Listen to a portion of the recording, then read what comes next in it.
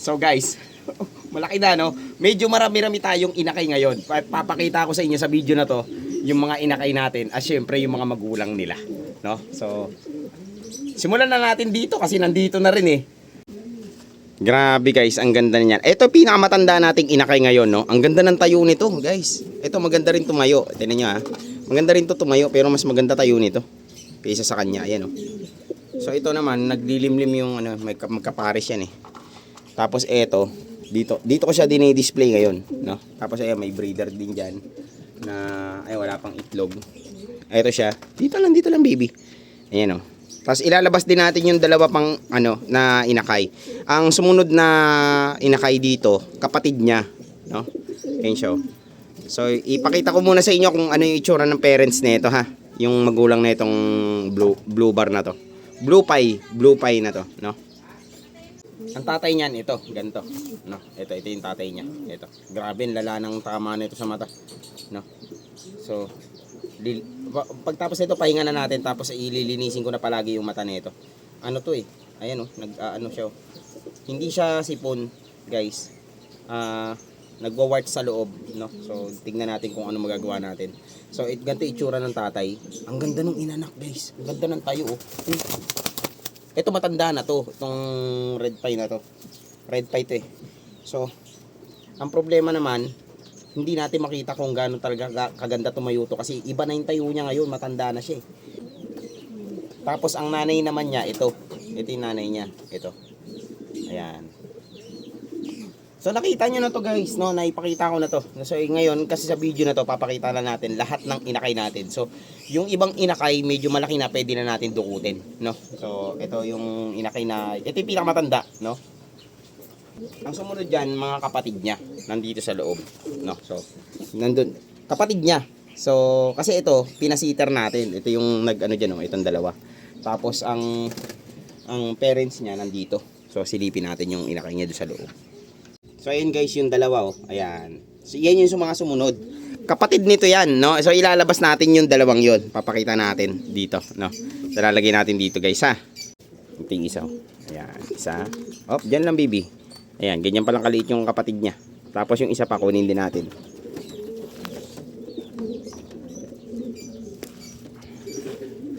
Ito maganda, pula. Ayan, mas malaki yung isa. Ayan. Ayan yung mga kapatid niya ngayon. So tatlo sila. No, magkakapatid diyan guys. Yung kaninang ano, yung red pie tsaka yung ano, blue checker, yun yung nanay netong tatlong to, no? So magkakapatid yan tatlo. Ito isa pula na oh, red pie.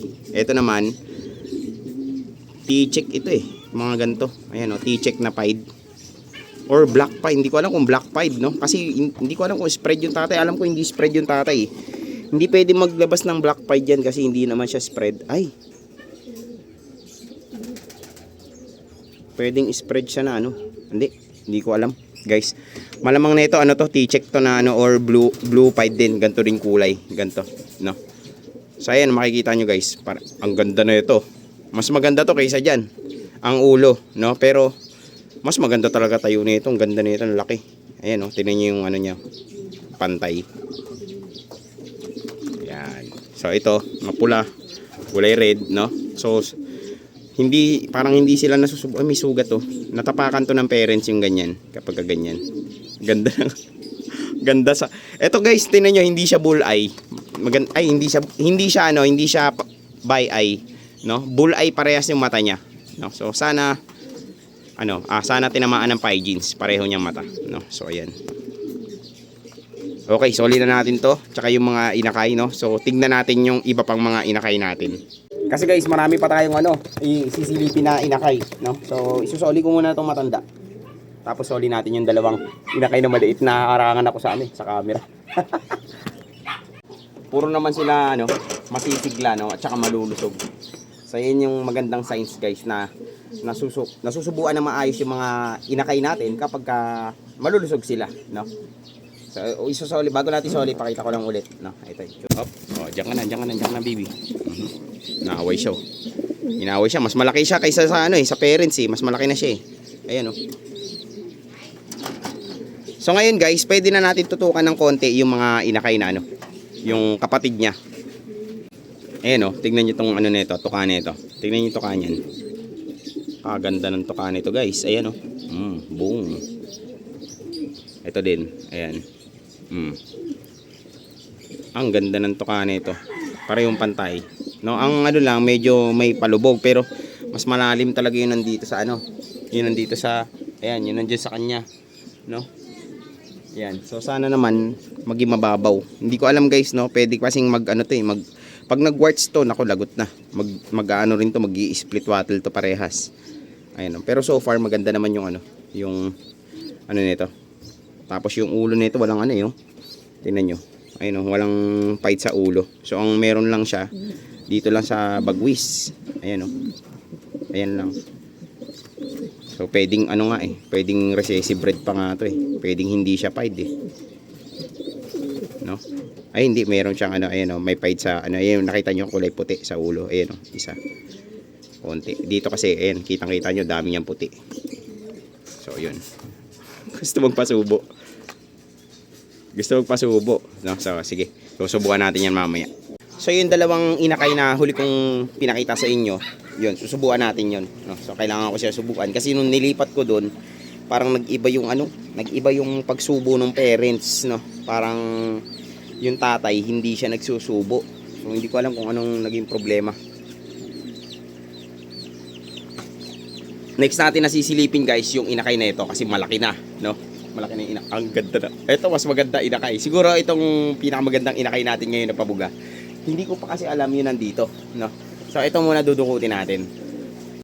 Ito guys yung ano, yung magulang. So hindi ko na to ilalabas, no, yung magulang. Yung inakay na lang kasi ayan na, ilang beses nyo na nakita to eh. No, ayan. No, lumalabo pa nga. Ilang beses nyo na nakita guys. Ayan oh. Ayan, ayan yung tatay, tapos ayan yung nanay.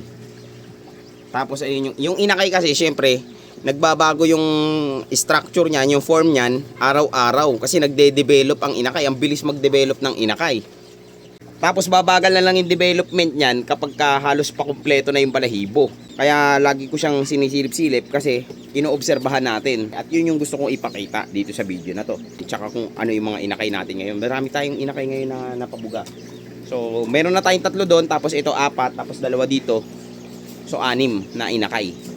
So kapag ang inakay natin ganito kabata, no, lagi ko yan minomonitor kasi ayoko magkakaroon ng dents ang ilong. No, lagi natin nililinis ang ilong yan. So binabasa ko yan, tsaka hindi ko hinahayaan na magkaroon ng ano, yung matuyuan ng ano, ng feeds, no, kasi pagkamasibang ano, nakakahinayang kapag nag-dents, no, yung ilong or nagkaroon ng parang lubog or nagkaroon ng tupi. Kung saan natuyo yung crop milk o yung sinubo ng parents, hindi yung masyadong lalaki agad. Pero yung ibang parte nag-i-expand. Mabilis mag-expand ang ilong ng German Beauty Homer pag inakay, lalo pag nagde-develop. So ngayon, iniiwasan natin yon na ano, kailangan maging pantay yung pag-develop ng ilong. Kaya yung ibang mga breeders, hindi sila naglalagay ng ano, ng pellets, no? So, kasi nga nagkakaproblema sa pag-develop ng wattle. So silipin natin to sa main camera. Tignan nyo guys, ang taba nito. Ayan siya oh. Grabe ng ilong na yan, man. Ayan oh. Tingnan nyo yung ilong yan. Ayan, ayan oh.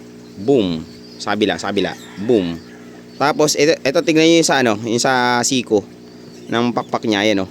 Ang kintab, 'di ba? Kasi mataba, kaya makintab 'yan. No? So solo hatch kasi to guys, kaya sarap buhay nito, no? Siya lang isang sinusubuan ng parents niya, 2 nagsusubo sa kanya eh. Nanay tsaka tatay. So ngayon, mas mabilis ang development niya. Ayan, nakikita niyo sa ilong, parang meron dents. Ayan oh. Yan. Natuyuan kasi yung ano diyan, ang feeds. Ngayon kapag hindi natin naagapan alisin 'yon, ay problema 'yon. Problema tayo dun.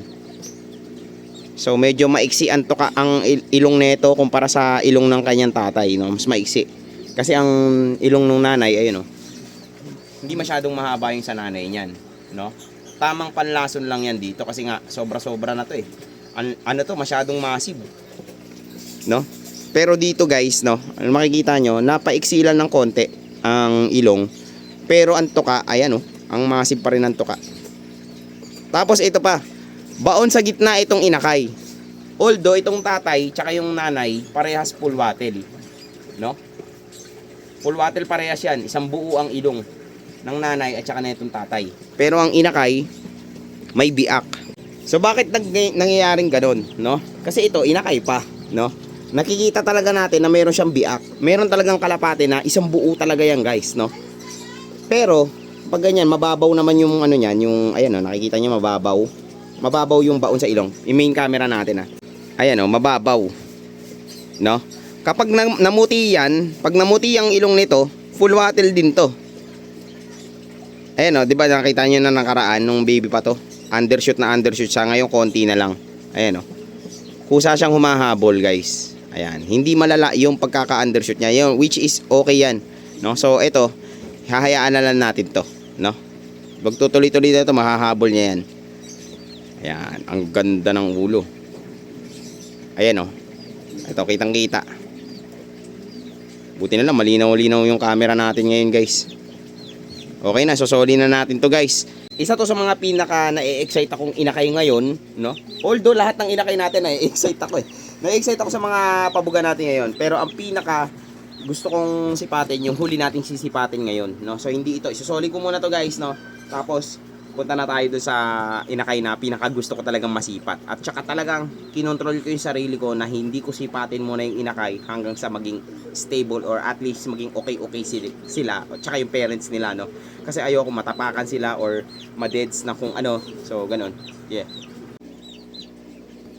Gusto silang subuan ng tatay eh. Parang dadalawang isip tuloy akong dukutin. No? Ayan o. Ayan o. Parang gusto siyang subuan. Ayun, dalawa sila oh. Dalawa. Hinahanap ng tatay na masubuan eh. Gusto niya subuan yung inakay.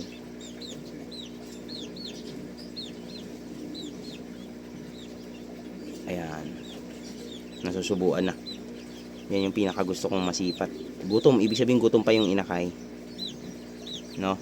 So, hindi ko muna i-disturbohin. Pakita muna natin yung nanay na lang. Ito yung nanay, guys. Ayan oh. Ayan, ang ganda na itong nanay na to. Tingnan nyo naman yung mata niyan. Guys, ayan o, pulang-pulaw. Tapos ang balanse ng tuka. No? Ayan o. Ang ganda ni, ang haba kasi ng ano nito, ang haba ng tuka nito tsaka ng water. Ayan o. Grabe, pero ito talaga hirap na hirap akong i-breed to. No? So hindi ko muna sila didisturbohin, guys, no. Maya-maya na konti. So siguro akyat na lang muna tayo saglit dun sa taas kasi nagsusubo pa eh. Nandito kasi sa taas, guys, yung mga gusto kong i-breed sa susunod, no. So na hindi ko pa nabi-breed. Ayan, kagaya nito si Pingas, i-review pa natin 'yan, no. So i-explain ko sa inyo kung bakit nagagandahan ako diyan. Although pingas-pingas ang ilong 'yan, no. 'Yon. So ayan, papakita ko sa inyo, explain ko sa inyo kung ano yung mga magagandang feature nitong si Pingas. Tapos ayan, guys, oh, ito yung pula. Yung red bar natin, guys, tingnan nyo, ano na siya, nagmo-molting siya, nagkakaroon na siya ng pula sa liig. Dati wala siyang pamumula sa liig.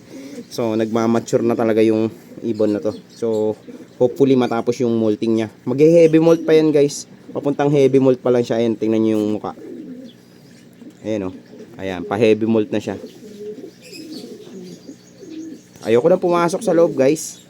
No, sa susunod na lang. Ayun, ganda rin no, yung blue checker. Yan. Yan yung anak ng inbreed natin. Yan yung inbreed natin. Tapos i-inbreed natin ang i-inbreed yan. Yan na natin. Up. Kamusta? Yan.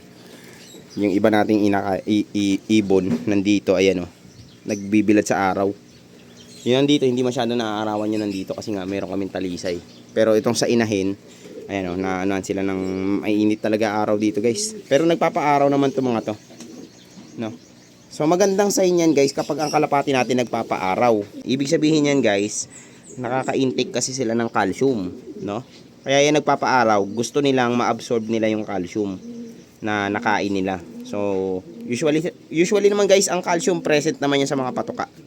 Kasi, guys, no, kadalasan ng mga grains kagaya ng wheat, mais, palay, ayan, tumutubo yan ng maganda tubo nila kapag ka ang lupa na pinagtaniman sa kanila ay alkaline. Ito, guys, oh, yung mga ganito, no? Ayan. So nakikita nyo, ito yung wheat. Kukunin natin tong wheat. No, ito. Ayan, ganito yung wheat. Ayan. Yung mga ganito, guys, no? Ayan, may calcium yan kasi tumutubo yan sa alkaline na lupa. Paano nagiging alkaline yung lupa? Kapag mayroong presence ng calcium. Kapag ka may calcium ang lupa, nababawasan yung acidity ng lupa, nagiging siyang alkaline. Tapos, yung calcium na nasa lupa, inaabsorb yan ng puno netong wheat. Ito yung wheat, no? Wheat, sorghum, lahat guys ng nasa patuka natin guys, tumutubo sila sa alkaline na lupa. Inaabsorb ng kanilang halaman yung calcium na meron sa lupa. So dyan napupunta yung calcium. Yung iba naman napupunta sa dahon, napupunta sa katawan, pero mostly carbon ang napupunta dun sa dahon tsaka sa katawan eh. Tapos ito naman ang kinakain ng ating mga ibon, no? Kinakain ng manok, kinakain ng mga kalapate or ng mga maya o kahit ano pang ibon na kumakain ng mga grains.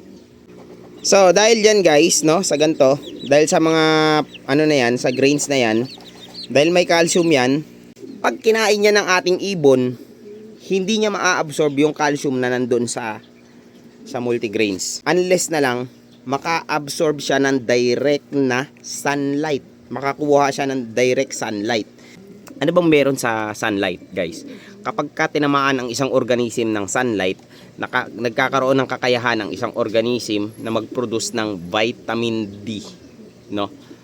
Organism guys ha, lahat ng organism, lahat ng hayop, lahat ng halaman, kapag tinamaan ng sunlight, nakakapag-produce ng vitamin D, no? Delta. Ano yung vitamin D? Yan yung kailangan ng ating katawan para ma-absorb yung calcium na na-intake natin. Kaya ang ating ibon nagpapaaraw para ma-absorb niya yung calcium na present doon sa multigrains na kinain niya.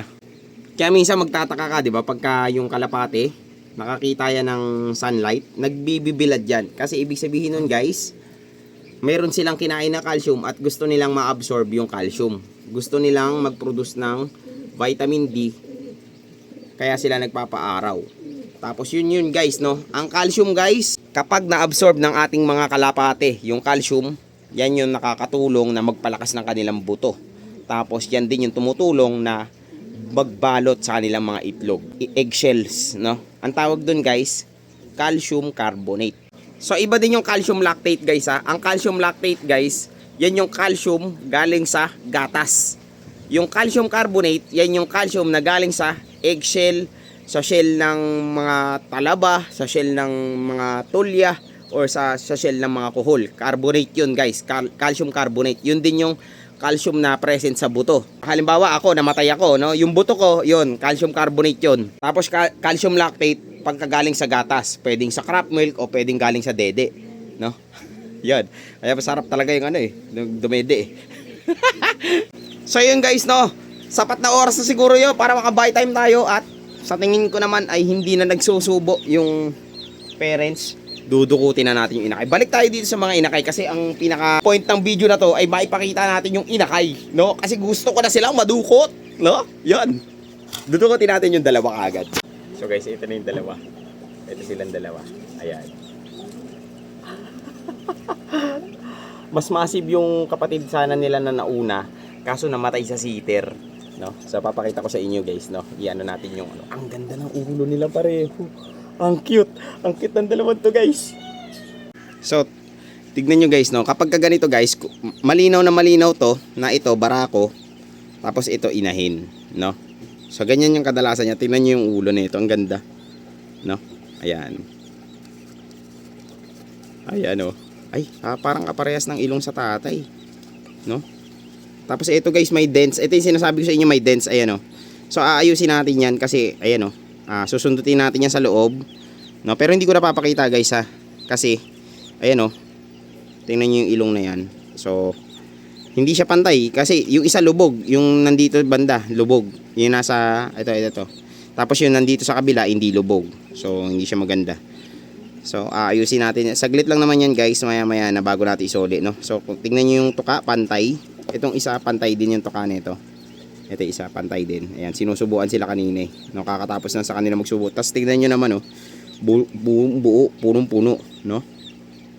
Yan. So hopefully maging makasurvive at maging maayos tong mga inakay natin na to. Yan silang dalawa. So i-monitor lang natin yan from time to time para iiwasan natin magkaroon ng dents sa kanilang ilong, no? So yan. Kasi Yun, malaking puntos kasi guys ang ilong ng German Beauty Homer, no?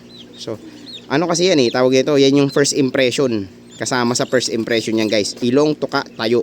Yan yung mga nasa first impression at yan ang kailangan nating makuha agad sa ating mga ibon. No, tapos yung mga small details kasi guys, no? So kapag kabutasan na yan, pag bubutasan na ng mga puntos.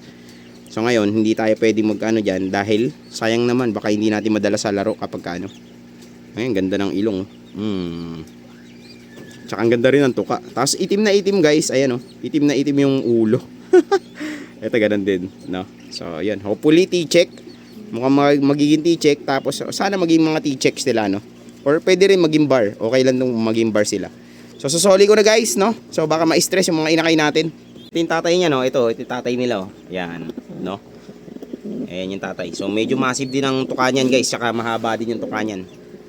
Tapos maganda rin yung sukat ng tayo nito. Malaking ibon din to guys, no? Ayan. So susoli na natin tong mga inakay. So yun lang yun guys. Nag-aabang na sila. Baka mamaya papakainin na sila, no? No, so ito yung pinaka-massive, no? So far guys, ang ganda ng development no nandito. Ayan. Tapos itong nandito, hindi rin nakaka-disappoint yung nandito na inakay. Tapos yung nandito, susundutan pa natin yan, no? So far yan yung progress ng mga inakay na meron tayo dito guys. So yun na yun, finish. Pinakita ko lang yung mga inakay natin.